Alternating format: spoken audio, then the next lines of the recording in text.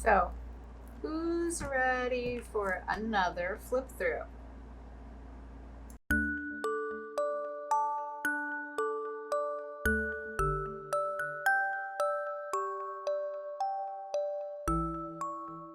Hi everyone. All right, so this is my journal from September of 2018 to March of 2019. I keep a variety of journals on the go all at the same time. So this is my favorite journal to work in, which is the Canson XL Mixed Media. And I'm not going to, as before, I'm not going to talk through the entire journal flip, but I did want to kind of pop in here at the very beginning and just talk really quickly about a particular symbolism that has made its way, I guess you would say, into my art journals. My mom had a heart attack, and it was basically a deadly heart attack. It was, they call them the widowmaker, and it was very significant. It happened like throughout the day, amazingly enough. And it wasn't until nighttime that she finally realized something was significantly wrong. So we called the doctors, we did this, we did that, and eventually finally convinced her that we just needed to call 911.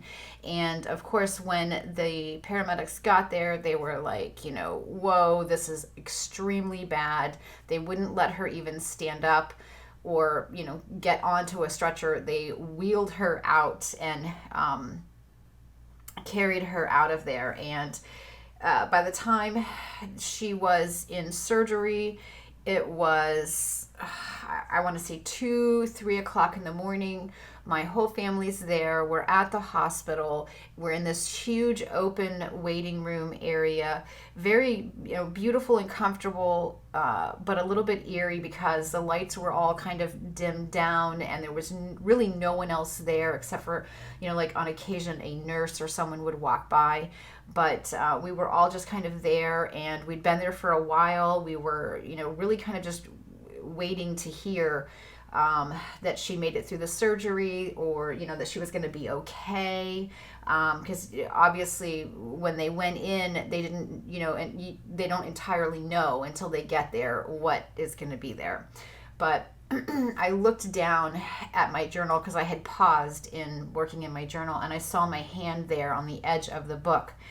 And I thought, if I could really kind of symbolize my mom, quickly sort of summarize up my thoughts, I always go back to her hands because she was very hands-on with everything. So her, original career was as a seamstress. Uh, Home cooked meals, gardening, crocheting, knitting. These were all the things that sort of make up my mom. And when I think about that, I think about the fact that she was always doing something with her hands to try, in a compassionate way to help her family, to grow her family, feed her family.